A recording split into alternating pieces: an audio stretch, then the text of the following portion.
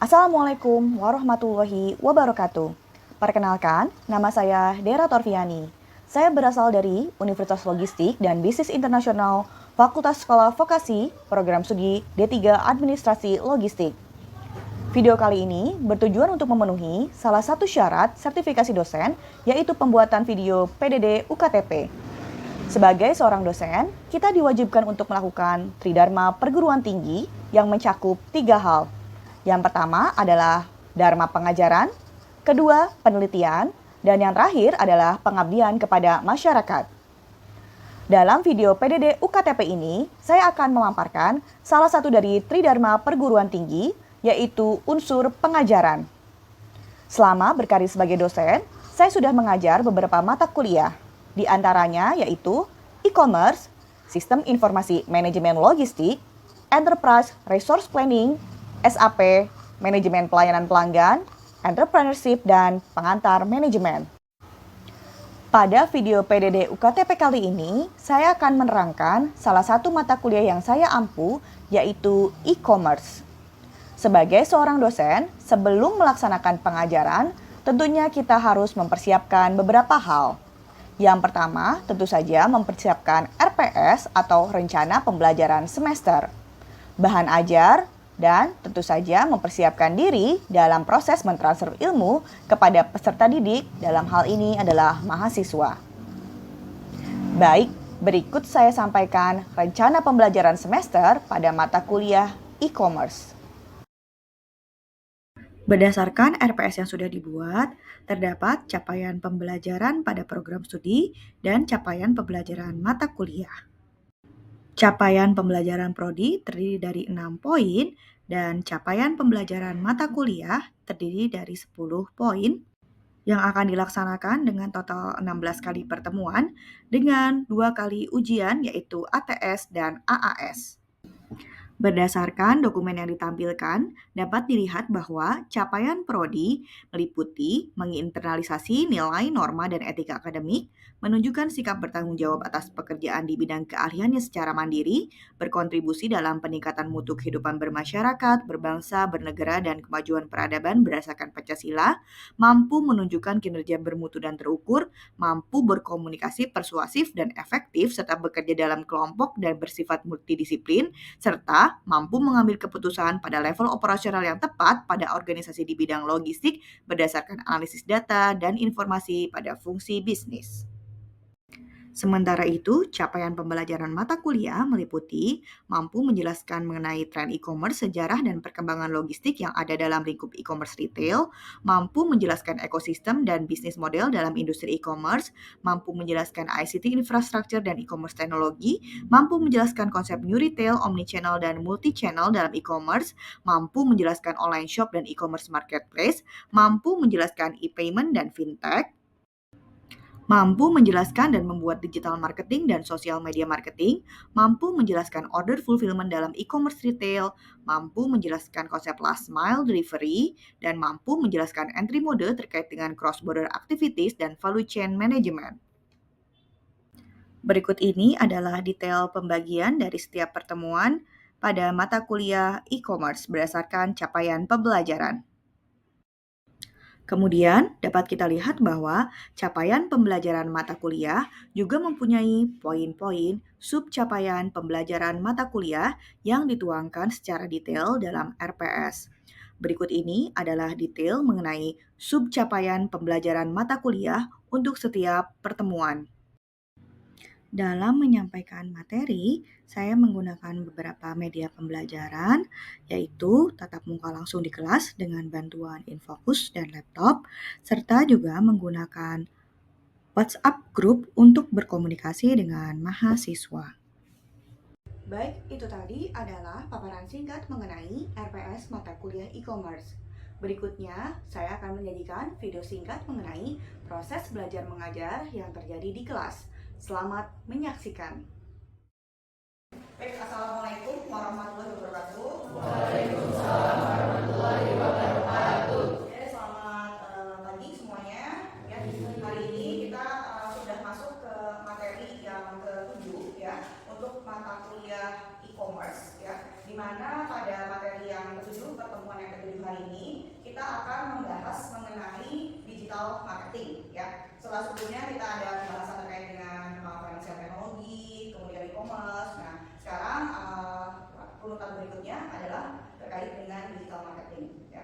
Mungkin untuk kalian ada yang sudah familiar ya dengan penggunaan salah satu tools atau alat untuk digital marketing. Contohnya seperti pada saat kita menggunakan media sosial ya. Media sosial kan ada yang nggak punya di sini? Ya semua ya, ya semua ya. Biasanya kalau secara pribadi nih, secara individu, media sosial itu dipakai buat apa nih biasanya? Update status ya, update status aktivitas sehari-hari misalnya kan ya. Terus ada lagi mungkin nyari informasi yang trending ya. Terus kira-kira belanja ya, bisa ya. Ada sosial media marketing juga digunakan untuk belanja, atau bisa juga kayak untuk sharing informasi ya kan, gitu kan ya. Atau juga digunakan untuk kegiatan-kegiatan yang lain gitu biasanya. Nah, sekarang kehidupan umumnya ya masyarakat itu sudah tidak bisa dipisahkan dengan si digital marketing atau sosial media ya dalam kehidupan sehari-hari. Oke, untuk digital marketing sendiri kita merujuk ke 3 buku ya untuk materinya. Di sini kalian kalau mau paham lebih lanjut terkait dengan digital marketing bisa nanti dibaca ya bukunya. Biasanya ada di perpustakaan ya, atau juga bisa dibaca e-booknya ya, dipinjam dari perpustakaan, bisa juga e-book dalam bentuk e-book ataupun bentuk fisik. Kita punya yang paling pertama itu adalah terkait dengan sosial media strategi ya dari Julia Alethor, kemudian digital marketing strategi dari Simon Kingsnorton, dan yang paling banyak digunakan adalah terkait dengan materi e-commerce ya dari Kenneth dan Trevor ya seperti itu. Nah, ini buku-buku ini juga banyak digunakan sebagai rujukan dalam kita mempelajari terkait dengan digital marketing maupun e-commerce gitu ya. Nah, apa saja yang mau kita pelajari hari ini ya? Ada sebenarnya ada 4 topik ya. Ada 4 topik dengan beberapa subtopik, tapi di sini saya sampaikan di sini totalnya ada 8 materi yang akan disampaikan ya. Yang pertama itu adalah definisi, tentu saja kita harus tahu dulu apa itu definisi digital marketing. Terus kemudian ada objektifnya, alias alasan ya, kenapa sih kita harus melakukan yang namanya digital marketing ya. Terus kemudian ada beberapa tipe-tipe digital marketing yang akan kita bahas. Nah, ini beberapa itu. Yang pertama adalah SEO atau Search Engine Optimization ya. SEO itu adalah bagaimana posisinya kita membuat produk kita itu menjadi mudah ditemukan pada saat seseorang calon konsumen biasanya ya menginput keyword atau kata kunci di suatu platform ya. Jadi misalnya kalau sering mungkin cari kafe WFC Bandung ya gitu ya. Nah, di mana? Di Google gitu ya. Nah, tapi kalau sekarang ini lebih relevan carinya di mana? Di TikTok ya kan? Atau di Instagram misalnya, karena biasanya resultnya itu atau hasilnya jadi lebih spesifik ya, langsung ada ulasannya, langsung ada review dari si konten kreatornya gitu ya. Nah, itu. Jadi ini si SEO ini bagaimana kita membuat produk kita atau perusahaan kita itu jadi yang paling atas gitu, yang paling dipilih oleh calon pembeli gitu. Terus kemudian yang kedua ada email marketing ya. Advertising online yang kedua. Nah, advertising online ini dia kalian mungkin suka nemuin ya, contohnya kayak di sosial media, jadi misalnya sponsorship ya. Terus kemudian juga kalau misalnya di Google muncul juga ada yang berbayar ya. Nah, itu contoh-contoh dari iklan dengan menggunakan media digital, masuknya ke advertising online. Terus kemudian yang ketiga ada email marketing ya. Email marketing ya udah banyak mungkin subscribe ya, sering dikirim-kirimin update terkait dengan produk tertentu. Ini juga merupakan bagian dari digital marketing. Selanjutnya sosial media advertising, ini spesifik untuk di sosial medianya. Jadi ada macam-macam, ada endorse ya, contohnya misalnya. Terus kemudian juga ada terkait dengan iklannya juga, jadi tapi spesifik terkait dengan sosial media. Dan yang terakhir terkait dengan strategi ya, pada saat kita melakukan pemasaran menggunakan media sosial itu harus apa saja yang diperhatikan kurang lebih. Oke, sampai di sini ada yang mau tanya dulu? Belum ya?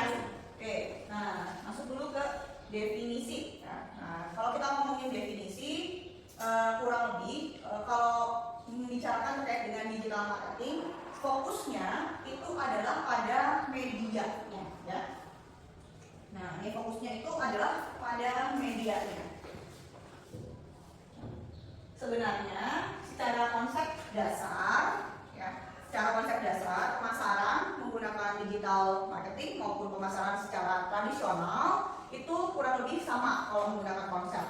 Ya, tujuannya apa? Tujuannya adalah memberikan informasi ke calon pelanggan dan berusaha membujuk ya biar mereka itu membeli produk yang kita jual. Sama konsepnya sebenarnya. Cuman bedanya kalau yang tradisional mungkin kayak pasang spanduk gitu ya. Terus kemudian ada juga sebarin brosur ya. Nah, itu juga sebenarnya sama, konsep seperti itu juga ada.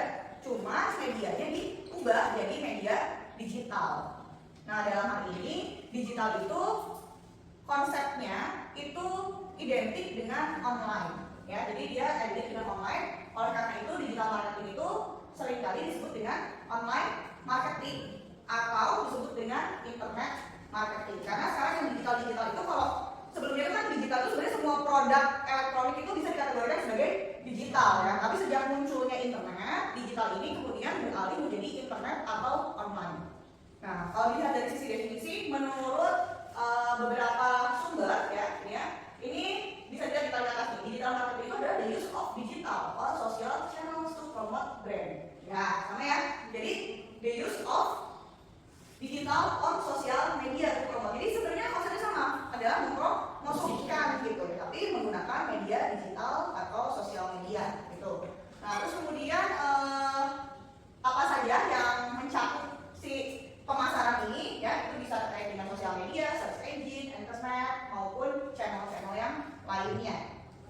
Sementara menurut AMA itu apa? American Marketing Association, dia bilang bahwa membutuhkan beberapa cara ya untuk memahami bagaimana konsumen itu terdampak, bagaimana marketing atau pemasaran itu memberikan dampak pada perilaku konsumen. Oleh karena itu dibutuhkan berbagai macam media, karena mungkin responnya beda-beda ya.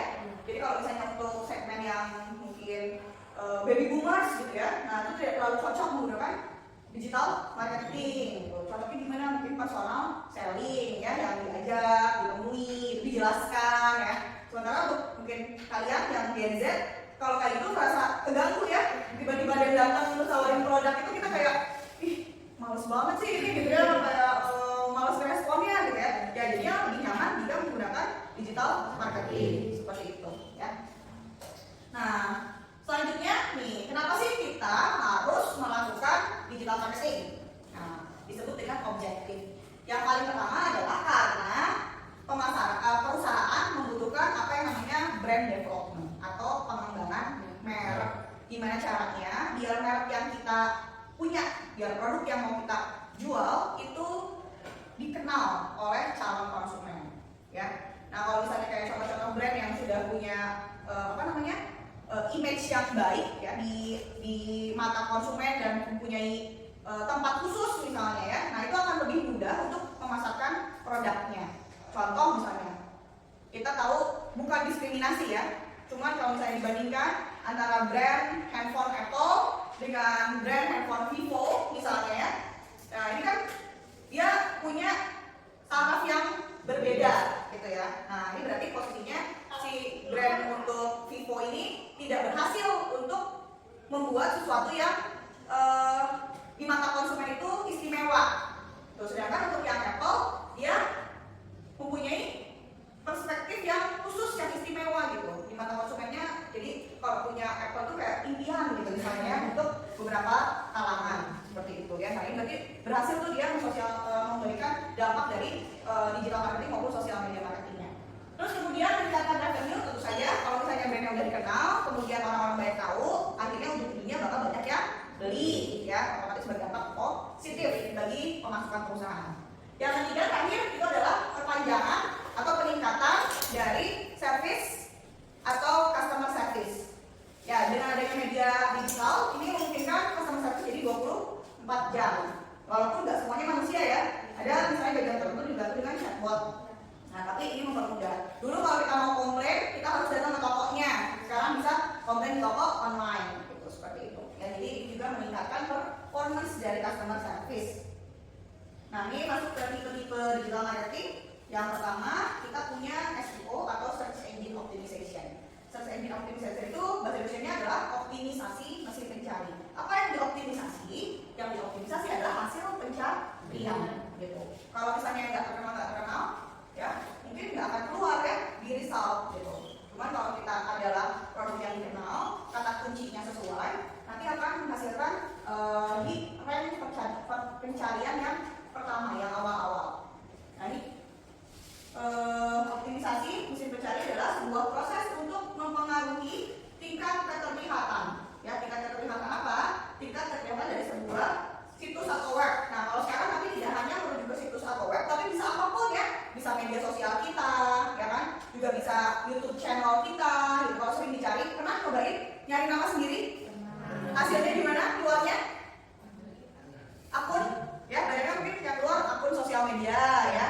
Nah, kalau yang lain kalau sering ada yang aktif jadi blogger mungkin, nah itu mungkin keluar hasil website blognya ya. Atau yang pernah ngisi di kolom-kolom kayak Detik gitu misalnya, atau Kompasiana, itu juga biasanya hasil pencariannya muncul ya. Nah, kita bisa cek nih seberapa positif sih image kita misalnya dengan mencoba melakukan pencarian di mesin pencari. Itu. Ada nama yang lain yang keluar? Mukanya bukan muka kita? Ada ya? Nah, berarti tandanya apa? Tandanya keyword atau nama kalian, keywordnya itu berarti nama kalian ya, itu tidak identik. Tidak identik dengan siapa? Tidak identik dengan pemiliknya. Gitu. Nah, tapi kalau bersaing nih, ada nama yang sama, siapa yang muncul lebih dulu? Nama kalian pada saat itu yang lebih muncul lebih dulu apa? Kita atau orang lain? Nah, kalau yang munculnya kita, berarti kita sudah cocok. Oke, kata kuncinya. Tapi ya kalau yang muncul orang lain yang gak dikenal, berarti kita kalah kemar dengan si orang tersebut. Nah, itu sih kurang lebih gambaran ya menggunakan kata kunci di SEO atau Search Engine Optimization ya. Nah, di SEO ini ada dua sebenarnya ya, ada yang organik, ada yang berbayar. Nah, kalau yang berbayar itu namanya Search Engine Marketing. Jadi bisa tuh kita nggak terkenal, misalnya Kalista nggak terkenal ya gitu ya. Saya pengen nomor 1 tapi di pencarian, nah, bisa tuh dibayar ya, dibayar ke Google bayarnya. Atau ke kalau misalnya produk yang di platform e-commerce kayak di Shopee ya, atau di Tokopedia, itu juga kita bisa berbayar tuh kalau misalnya kata kuncinya kerudung instan misalnya ya. Boleh nggak produk kita yang nomor 1? Kalau pengen langsung nomor 1, berarti kita harus berbayar. Nah, kalau baru buat toko kan nggak mungkin langsung nomor 1 ya. Biasanya nomor 1 itu yang reviewnya udah 5 gitu ya, jualnya udah 1 juta ya kan, terus kemudian komennya positif semua ya, ininya testimonialnya. Nah, itu pasti dia jadi nomor 1 pada saat di search. Minimal dia masuk ke produk terlaris pada saat di searching. Tapi kalau kita baru buka toko, itu nggak akan mungkin langsung nomor 1. Oleh karena itu kalau kita pengen jadi nomor 1 harus bayar, bayar kemana? Ke platform ya, seperti itu. Nah, ini ada dua jenis untuk pembayarannya, ada yang pay per click, jadi kalau ngeklik baru bayar. Ada yang pay per million. Million itu apa? Million tayang. Jadi begitu kerudung instan muncul, walaupun nggak diklik, itu tetap sudah dihitung harus bayar. Itu ya. Nah, terus kemudian ini contohnya ya, kalau misalnya ini ada kaos Bandung nih, ini hasil pencariannya. Paling atas ya, kitanya ada nama saya, contohnya nama saya gitu ya. Tuh gak ada lagi yang sama ya, tapi ternyata munculnya bukan sebagai dosen ya, tapi sebagai karyawan ya di HSBC kalau itu ya. Jadi kurang eksis ternyata sebagai dosen, eksis sebagai yang lain. Nah, ini perbedaannya SEO dan SEM ya. Jadi kita lihat ada iklan-iklan itu yang bayar. Oke.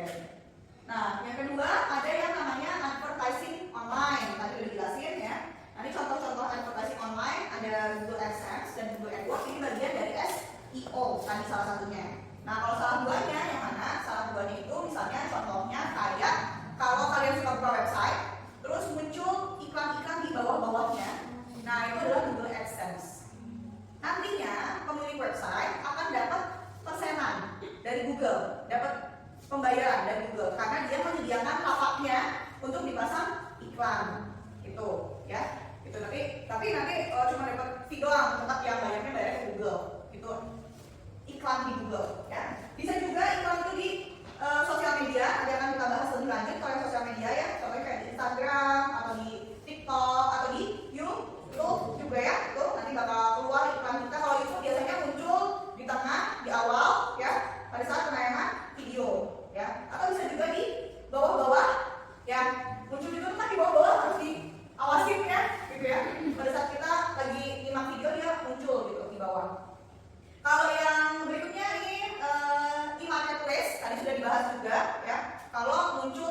dengan kata kunci, terus muncul produk kita ada tulisannya sponsor. Nah itu juga bagian dari ads ya. Dan yang terakhir ini yang sedikit berbeda, ini adalah online banner. Nah berbeda dengan ads yang lain yang kita bayar ke platform, kalau untuk online banner ini kita langsung bayar ke pemilik websitenya. Contohnya misalnya kalau kalian buka suatu website, terus kemudian iklannya itu dia tidak hilang-hilang, ada terus di situ, berarti maksudnya kategori online banner. Ini kayak spanduk yang dipasang di jalan, dia nggak akan pergi kemana-mana ya sebelum diawasin, istilahnya gitu ya. Nah ini kalau ini kita langsung bayar ke pemilik website. Biasanya kita cari website yang relevan dengan jumlah pengunjung yang cukup tinggi untuk pasang iklan. Nah salah satunya yang suka banyak iklan itu adalah butik.com ya, banyak banget ya kan. Nah itu. Selanjutnya ada email marketing. Email marketing ini ada 3 jenis ya. Yang pertama itu adalah penawaran direct. Suka ada misalnya kayak saya nih kemarin sempat nyari pelatihan untuk warehouse management ya. Ditawarin terus pelatihan yang lain ya. Selamat pagi Bu Dera gitu kan ya. Berikut kami sampaikan penawaran terkait pelatihan ini gitu ya. Terus kemudian email lagi itu maksudnya kategori yang pertama, medium for direct marketing, penawaran langsung. Contohnya lain apa? Saya kan lagi nyari rumah atau kosan ya. Nah si marketing kosannya mau email terus ya. Selamat pagi Noval, berikut saya sampaikan kosan yang potensial di daerah Salijadi misalnya kayak gitu ya. Itu untuk direct marketing. Selanjutnya ada ya untuk yang broadcast message. Ini misalnya suka diupdate apa kayak diskon gitu ya. Terus kemudian ada promo-promo tertentu di suatu perusahaan ya, itu di-share deh lewat email. Nah kalau yang terakhir ini newsletter itu biasanya nggak ada kaitannya sama promosi atau apapun, tapi dia update kayak misalnya kalau restoran gitu, misalnya ada 10 must visit place to go in Bandung gitu ya. Tapi yang share-nya adalah misalnya travel gitu ya atau cafe gitu seperti itu. Jadi itu nggak ada kaitannya secara langsung dengan yang produk yang dijual atau terkait dengan promosi. Tapi dia niatnya kayak ngebantuin gitu ya, memberikan info untuk si target penjual pembelinya gitu. Terakhir ini adalah sosial media marketing ya. Sosial media marketing ini fokusnya adalah ke media sosial ya yang digunakan untuk pemasaran fokusnya ya. Nah ini ada beberapa macam. Ini ada blogging ya. Blogging itu sebelum munculnya media sosial yang ada saat ini, blog itu digunakan untuk sharing ya. Jadi konten kreator cikal bakalnya itu adalah blogger. Ya blogger ini dia nge-review topik-topik tertentu. Ada namanya food blogger, ada beauty blogger gitu ya. Ada juga terkait misalnya kayak chef blogger. Nah itu yang sharing-sharing masakan. Nah kemudian blogger beralih ya sekarang menjadi vlogger ya, karena kontennya beralih dari yang cetak atau tertulis menjadi video gitu ya. Nah ada juga consumer review and rating, ini juga bagian dari media sosial. Mungkin pernah dengar kayak yang namanya kalau cewek-cewek tuh kayak female daily ya. Nah di situ kan ada tuh khusus review produk-produk kecantikan ya gitu misalnya. Atau kalau zaman dulu ada tuh kayak Kaskus ya. Kaskus tuh semua produk di review gitu, dia masuk ke review ini gimana nih menurut saya, ada diskusinya malah ya, bukan hanya review produknya saja gitu. Kayak di female daily juga ada diskusinya gitu tentang produk yang dijual. Terus kemudian yang terakhir ya baru namanya social sharing. Nah social sharing ini adalah media sosial yang dipakai sama kita. Contohnya ada YouTube, ada Instagram ya, ada TikTok ya dan lain-lain sebagainya. Nah ini juga digunakan untuk memasarkan produk. Nah di sosial media marketing ini fokusnya bukan hanya ke ads-nya doang, tapi bagaimana kita melakukan konten management. Ya karena kalau tidak punya konten manajemen yang baik, nanti si media sosial kita tuh tidak akan menarik di mata audiens ya. Jadi garis bawahnya bukan hanya pembeli tapi audiensnya ya. Otomatis kita berharap dari audiens itu ada yang terkonversi menjadi pembeli kita atau pengguna produk kita gitu ya. Jadi sekarang ada selebgram ya, ada konten kreator dan lain sebagainya. Ini berangkatnya dari si content management system. Nah ini bagaimana caranya melakukan implementasi strategi ya di media sosial. Itu kita berdasarkan teks, image, dan video. Jadi harus ada kombinasi dari 3 hal ini ya. Terus kemudian jangan apa? Wet post. Jadi harus real time ya. Baik, Setelah selesai memberikan perkuliahan terkait dengan materi digital marketing, kegiatan berikutnya adalah melakukan evaluasi hasil pembelajaran. Evaluasi hasil pembelajaran menggunakan aplikasi Quizzes. Evaluasi pembelajaran dilakukan untuk mengukur seberapa baik tingkat pemahaman siswa setelah menyelesaikan pembelajaran tersebut. Berdasarkan hasil evaluasi yang sudah dilakukan, dapat dilihat bahwa hasil dari jawaban siswa mendapatkan akurasi yang cukup tinggi, yaitu sebesar 87%. Hal tersebut membuktikan bahwa tingkat pemahaman siswa sudah cukup baik pada materi mengenai digital marketing. Demikian proses belajar mengajar pada mata kuliah e-commerce. Terima kasih sudah menyimak. Wassalamualaikum warahmatullahi wabarakatuh.